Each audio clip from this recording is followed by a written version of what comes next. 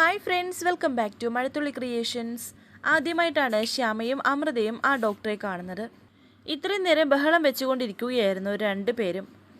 ഡോക്ടറെ കണ്ടപാടെ ആ ഒരു ലുക്ക് കണ്ടപ്പോഴേ പേടിച്ച് പിന്നോട്ടേക്ക് മാറുകയായിരുന്നു അമൃത. അമൃതയുടെ അരികിലേക്ക് വന്ന ഡോക്ടർ അമൃതയുടെ കരണത്ത് നോക്കി ഒന്ന് പൊട്ടിച്ചിട്ട് പറയുന്നുണ്ട്, ഞാനാണ് ഇവിടുത്തെ ഡോക്ടർ, ഈ സ്ഥാപനത്തിൻ്റെ ഉടമസ്ഥൻ, ഇവിടുത്തെ ദൈവവും ചെകുത്താനുമെല്ലാം ഞാനാണ്. എന്താണ് നിങ്ങളുടെ പ്രശ്നം?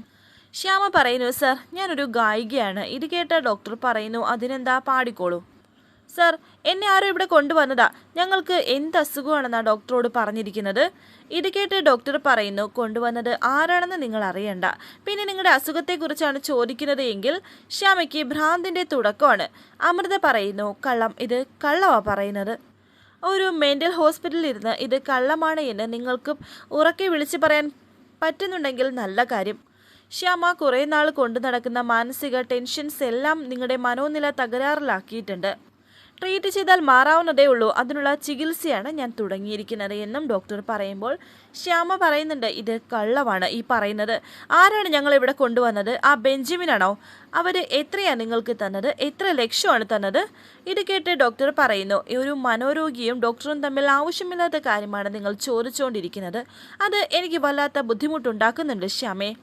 ഞങ്ങളിവിടെ അടച്ചിട്ടിരിക്കുന്നത് പുറത്തറിഞ്ഞാൽ എന്താണ് നടക്കുന്നത് എന്ന് നിശ്ചയമുണ്ടോ എന്ന് ശ്യാമ ചോദിക്കുന്നു.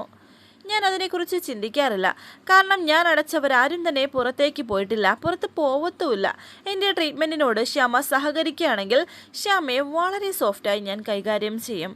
അതല്ല ശ്യാമ പ്രശ്നങ്ങൾ ഉണ്ടാക്കാൻ ഉദ്ദേശിക്കുന്നത് എങ്കിൽ ഈ ഡോക്ടർക്കപ്പുറത്തേക്ക് ഞാൻ ആരാണെന്ന് നിന്നെ കാണിച്ചു തരും.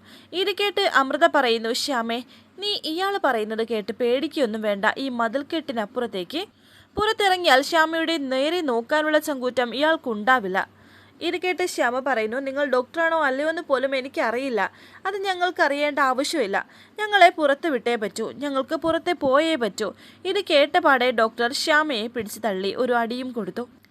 ഒരു ഡോക്ടർക്കപ്പുറത്തേക്ക് ഞാൻ എന്തൊക്കെയാണെന്ന് എന്നെ കൊണ്ട് പറയിപ്പിക്കരുത് എന്ന് ഞാൻ നിന്നോടൊക്കെ പറഞ്ഞതാ, നീ കേട്ടില്ല. നീ പറഞ്ഞത് ശരിയാണ്, ഞാൻ ഡോക്ടറാണോ അല്ലയോ എന്ന് നിനക്കറിഞ്ഞൂടാ എന്നല്ല, എനിക്കും അറിഞ്ഞൂടാ. പക്ഷേ എനിക്ക് നന്നായി അറിയാവുന്ന ഒരു കാര്യമുണ്ട്, കൊല്ലാൻ. ഒരു മനുഷ്യ ജീവി പോലും അറിയാതെ ഒരെണ്ണത്തിനെ കൊല്ലാൻ. സ്വന്തം പേരിൻ്റെ പബ്ലിസിറ്റി, സമൂഹത്തിലുള്ള സ്ഥാനം, ഇതൊക്കെ പറഞ്ഞ് എന്നെ പേടിപ്പിക്കാൻ നിങ്ങൾ വിചാരിക്കേണ്ട. നിങ്ങൾ സെലിബ്രിറ്റികളായിരിക്കും, നാട് മുഴുവൻ അറിയുന്നവരായിരിക്കും. നിന്നേക്കാൾ കൂടിയവർ ഞാൻ വിധിച്ചു കൊടുത്ത ആ മുറിയിൽ കിടന്നുറങ്ങിയിട്ടുണ്ട്, പുറത്ത് പോവാതിരുന്നിട്ടുണ്ട്. ഇത് എൻ്റെ ലോകമാണടി. ഞാൻ പറഞ്ഞില്ലേ, ഇവിടെ ദൈവവും ചെകുത്താനുമെല്ലാം ഞാനടി.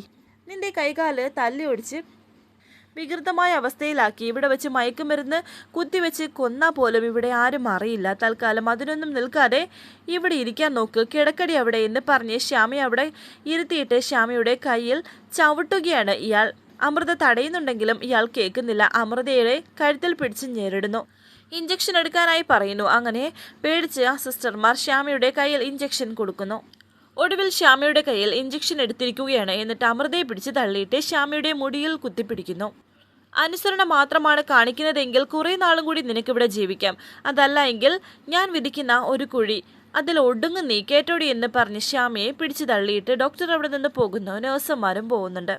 ശ്യാമയെ കെട്ടിപ്പിടിച്ച് കരയുകയാണ് അമൃത. ശ്യാമയ്ക്ക് നേരത്തെ വന്നതുപോലെ തലയ്ക്ക് ഇങ്ങനെ ഭയങ്കരമായ ഒരു ഭാരം വരുന്നുണ്ട്. അങ്ങനെ കരയുകയാണ് ശ്യാമ. ശേഷം കാണിക്കുന്നത് ശ്യാമയും അമൃതയും ഒരേ സമയം സ്വപ്നം കാണുന്നുണ്ട്, ഒരു വല്ലാത്ത സ്വപ്നം. ശ്യാമ എഴുന്നേറ്റു. രാധികയും ഇങ്ങനെ വല്ലാണ്ട് കിടന്ന് വെപ്രാളപ്പെടുകയാണ്. കണ്ണ് തുറക്കുന്നില്ലെന്നേ ഉള്ളൂ. അത് വരുൺ മനസ്സിലാകുന്നു. വരുൺ ഉണരുകയാണ്. ശ്യാമ മനസ്സിൽ വിചാരിക്കുന്നു, ഇനി ഇവിടുന്ന് പുറം ലോകം കാണാൻ എനിക്ക് സാധിക്കില്ല. അവസാനമായി എൻ്റെ മകളെ ഒന്ന് കാണാൻ എനിക്ക് അവസരം ഒരുക്കി തരണേ എൻ്റെ കൃഷ്ണ എന്ന് പ്രാർത്ഥിക്കുന്നു. ഇതൊക്കെ രാധിക സ്വപ്നത്തിൽ കാണുകയാണ്. പക്ഷേ യഥാർത്ഥത്തിൽ ഇത് സംഭവിക്കുകയും ചെയ്യുന്നു. രാധിക ഇങ്ങനെ സ്വപ്നത്തിൽ കാണുന്നു. അടുത്തിരുന്ന് വരുൺ രാധികയെ തന്നെ നോക്കിയിരിക്കുകയാണ്. രാധികയെ വിളിച്ചുണർത്തുന്നില്ല. ഒടുവിൽ വരുൺ രാധികയുടെ ആ കൈകളിലേക്ക് പിടിക്കുന്നുണ്ട്. ശേഷം ഒരു കൊച്ചു പയ്യനെ കാണിക്കുന്നു. ആ പയ്യനും ഇതുപോലെ തന്നെ ഇഞ്ചക്ഷൻ കുത്തിവെക്കുകയാണ്. എനിക്ക് മരുന്ന് വേണ്ട, ആര് വന്നാലും ഞാൻ കഴിക്കില്ല, എനിക്ക് വിശക്കുന്നു, ഭക്ഷണം താ എന്ന് ആ കുട്ടി പറയുന്നു. ഇപ്പോൾ ഭക്ഷണം തരില്ല, മരുന്ന് കഴിക്കുക എന്ന് പറയുന്നുണ്ട് സിസ്റ്റർ. അങ്ങനെ ആ പയ്യൻ അവിടെ നിന്നും ഇറങ്ങി ഓടുകയാണ്. ഈ സമയം ശ്യാമയ്ക്ക് ഒരു ടാബ്ലറ്റ് കൊടുക്കുകയായിരുന്നു. ശ്യാമയുടെ അടുത്തേക്ക് ഓടിയെത്തി. ഞാൻ വരില്ല, എനിക്ക് മരുന്ന് വേണ്ടെന്ന് പറയുന്നു. എന്താ പ്രശ്നമെന്ന് ആ സിസ്റ്റർ ചോദിക്കുന്നു. എന്നെ കൊണ്ടുപോവല്ലേ, എനിക്ക് മരുന്ന് വേണ്ടെന്നൊക്കെ പറയുന്നു. അവനെ വിട് എന്നൊക്കെ അമൃത പറയുന്നു. ശ്യാമയും പറയുന്നുണ്ട്. 3 പേരും കൂടി ആ കുട്ടിയെ പിടിക്കുകയാണ്. ആ സമയത്താണ് എന്താ അവിടെ എന്ന് ചോദിച്ച് ഡോക്ടർ അവിടേക്ക് വന്നത്. മരുന്ന് കൊടുത്തിട്ട് കഴിക്കുന്നില്ല, ഈ മുറിയിലേക്ക് ഓടിക്കയറിയെന്ന് പറയുന്നു. ഞാൻ വരില്ല, എന്നെ കൊണ്ടുപോകാൻ നോക്കണ്ട എന്ന് പറയുന്നുണ്ട് കുട്ടി. ബിച്ചു മുറിയിലേക്ക് പോയെന്ന് ഡോക്ടർ പറയുന്നുണ്ട്. പ്രധാനപ്പെട്ട ചില ആളുകൾ ഓഫീസിൽ വെയിറ്റ് ചെയ്യുന്നുണ്ട്, അവർ പോകുന്നതുവരെ ഇവിടെ ഇരിക്കട്ടെ എന്ന് ഡോക്ടർ പറയുന്നു. പുറത്ത് തന്നെ ഉണ്ടാക്കണം, 5-10 മിനിറ്റ് ഇവൻ ചിലപ്പോൾ ഇവിടെ ഉണ്ടാകും. മറ്റൊന്നും ഈ മുറിയിൽ സംഭവിക്കാൻ പാടില്ല കേട്ടോ എന്ന് ശ്യാമയോട് പറയുകയാണ് ഡോക്ടർ. ഈ സിസ്റ്റർമാർ അവിടെ നിന്ന് പോകുന്നുണ്ട്. ഡോക്ടറും പോകുന്നു. മുറി അടച്ചു പൂട്ടുകയാണ്. പുറത്ത് സെക്യൂരിറ്റി വെയിറ്റ് ചെയ്യുന്നു. മോൻ എന്തിനാ ഓടിയത് എന്ന് അമൃത ചോദിക്കുന്നു. എനിക്ക് മരുന്ന് വേണ്ട ആൻറ്റി, എനിക്ക് വിശക്കുന്നു, എനിക്ക് ഭക്ഷണം വേണം എന്നാണ് ആ കുട്ടി പറയുന്നത്. അതങ്ങ് എടുത്തു കൊടുക്കുക എന്ന് പറയുന്നുണ്ട് ശ്യാമ. അങ്ങനെ ആ കുട്ടിക്ക് ഭക്ഷണം കൊടുക്കുന്നു. ആർത്തിയോടെ കഴിക്കുകയാണ് ആ കുട്ടി. ഇടയ്ക്ക് ആ കുട്ടി 2 പേരെയും നോക്കുന്നുണ്ടായിരുന്നു. അപ്പോഴാണ് ശ്യാമയെ നോക്കിയിട്ട് ചെറിയൊരു സംശയം തോന്നുന്നത്. രാധിക ചേച്ചി എന്ന് പറയുന്നു. എൻ്റെ വീടിൻ്റെ അടുത്ത് ആൻറ്റി പോലൊരു ചേച്ചിയുണ്ട്, രാധിക ചേച്ചി എന്ന് പറയുന്നു. മോൻ്റെ വീട് എവിടെയാണെന്ന് അമൃത ചോദിക്കുന്നു. അത് ഒരു അമ്പലത്തിനടുത്താണ്, കൃഷ്ണൻ്റെ അമ്പലം. ഒരു പ്രതീക്ഷയോടെ ഇരിക്കുകയാണ് ശ്യാമ. ആ അമ്പലത്തിനടുത്ത് പൂജാരിയുടെ മകളാണ് രാധിക ചേച്ചി, ദേവനാരായണൻ തിരുമേനിയുടെ എന്നൊക്കെ ആ കുട്ടി പറയുന്നു. രാധിക ചേച്ചിയെ മോനെ ശരിക്കും അറിയോ എന്ന് ചോദിക്കുന്നു. അറിയാം, ശരിക്കും അറിയാം, ഞങ്ങളുടെ വീടിൻ്റെ തൊട്ടടുത്താണ്.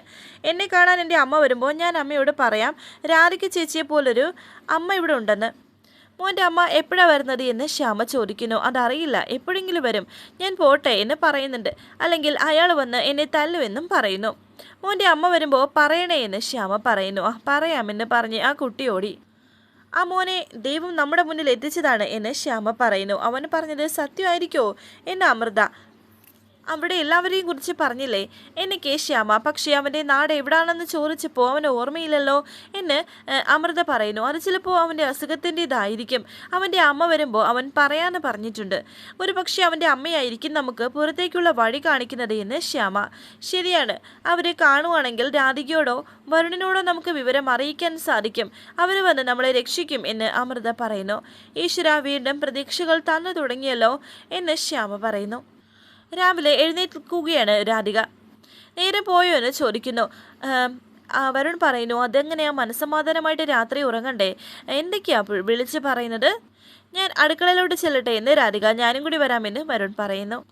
ഈ സമയം ഒരു ബെല്ലടി ശബ്ദം കേൾക്കുന്നുണ്ട്. രാധിക കതക് തുറന്നു നോക്കുന്നു. ഇതാരാ ഈ സമയത്തെന്ന് പറയുന്നു. ഒന്നുമില്ല മോളെ, ഞാൻ നേരത്തെ വന്നു എന്നേ ഉള്ളൂ, എനിക്ക് നേരത്തെ പോകണമെന്ന് ആ ചേച്ചി പറയുന്നുണ്ട്. അത് കൊള്ളാം, നേരത്തെ പോകണമെങ്കിൽ അത് പറഞ്ഞാൽ പോരെ, അതിനെന്താ നേരത്തെ വന്നത് എന്ന് വരുൺ പറയുന്നു.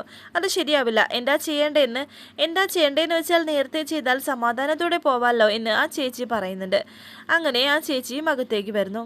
അങ്ങനെ അവർ 3 പേരും കൂടി ജോലി ചെയ്യുകയാണ്. എവിടെയെങ്കിലും ദൂരേക്ക് പോവുകയാണോ എന്ന് രാധിക ചോദിക്കുന്നു. ഞാൻ എൻ്റെ ബിച്ചു മോനെ കുറിച്ച് പറഞ്ഞിട്ടില്ലേ, സുഖമില്ലാത്ത മോനേതോ ഹോസ്പിറ്റലല്ലേ എന്ന് രാധിക. മാസത്തിൽ ഒരിക്കലാണ് അവിടെ പോകാൻ പറ്റുന്നത്. ഇന്ന് പോകേണ്ട ദിവസമാണ്. അവിടെ കുറച്ച് പണം കൊടുക്കണമെന്നൊക്കെ ആ ചേച്ചി. എത്രയാണ് കൊടുക്കേണ്ടതെന്ന് രാധിക. അങ്ങനെ ഞാനും കൂടി തരാമെന്ന് രാധിക പറയുന്നു. മോൻ്റെ കാര്യത്തിൽ എന്തെങ്കിലും പുരോഗതി ഉണ്ടോ എന്ന് വരുൺ ചോദിക്കുന്നു. സത്യം പറഞ്ഞാൽ നിവൃത്തിയില്ലാത്തതുകൊണ്ടാണ് ആ ഹോസ്പിറ്റൽ വിടുന്നത്. അവരുടെ പെരുമാറ്റം വല്ലാത്തൊരു പെരുമാറ്റമാണ്. അവരുടെ ഔദാര്യത്തിന് നമ്മൾ കാത്തു നിൽക്കുന്നത് പോലെ. 2-3 തവണ അവനെ ഞാൻ കൊണ്ടുപോകാൻ നോക്കിയതാണ്. അവരോരോ കാരണം പറയും, സമ്മതിക്കില്ല എന്നൊക്കെ പറയുന്നു. അതെന്താ അങ്ങനെ പറയുന്നത്? നമ്മുടെ കുഞ്ഞിൻ്റെ കാര്യം നമ്മളല്ലേ തീരുമാനിക്കുന്നത് എന്ന് രാധിക. അത് ശരിയാണ് എനിക്ക് ചേച്ചിക്ക് തൃപ്തിയില്ലാത്ത ഒരു അന്തരീക്ഷത്തിൽ ഒരു കാരണവശാലും ചേച്ചി അവരെ അവിടെ നിർത്തരുത്. അതിപ്പോൾ അത്യാവശ്യം ബഹളം വെച്ചാലും അവിടെ നിന്ന് കൊണ്ടുപോകണമെങ്കിൽ കൊണ്ടുപോയിരിക്കണമെന്ന് വരുൺ. എനിക്ക് അവിടെ നിർത്താൻ ഒരു താല്പര്യമില്ല, ഒരു മാറ്റവും ഇല്ല അവൻ എല്ലാവരോടും നല്ല സ്നേഹമൊക്കെയാണ്. ഇടയ്ക്ക് എപ്പോഴോ ചെറിയൊരു നിയന്ത്രണം വിട്ടുപോകും. ഇത് പക്ഷേ ജയിലിലിട്ടിരിക്കുന്നത് പോലെയാണ് എന്നൊക്കെ അവർ പറയുന്നു. വരുൺ, ഞാൻ ചേച്ചിയോടൊപ്പം അവിടേക്കൊന്ന് പോട്ടെ, അവൻ്റെ അവസ്ഥ എന്താണെന്ന് അറിയാലോ എന്ന് രാധിക പറയുന്നുണ്ട്. അപ്പോൾ രാവിലത്തെ ഭക്ഷണം കൊടുപ്പൊക്കെ കഴിഞ്ഞിട്ട് നമുക്ക് നേരത്തെ പോകാമെന്ന് പറയുന്നു. അങ്ങനെ രാധികയും പോകാൻ പോകുന്നുണ്ട്. തുടർന്ന് ഉർവശിയെ കാണിക്കുന്നു. ഉർവശിക്കാണെങ്കിൽ നല്ല പനിയാണ്, ചിക്കൻ ബോക്സാണ്. സഹായത്തിനാണെങ്കിൽ ആരും തന്നെ ഇല്ല. അവിടെ വെള്ളം എടുക്കാൻ നോക്കുന്നുണ്ട്. ജഗ്ഗിൽ വെള്ളമുണ്ടായിരുന്നു. എടുക്കാൻ പോയപ്പോൾ ആ ജഗ് താഴെ വീണ് പൊട്ടുകയാണ്. അങ്ങനെ ഇപ്പോൾ ഉർവശി ഡോക്ടർ ശേഖറിനെ വിളിക്കുന്നുണ്ട്.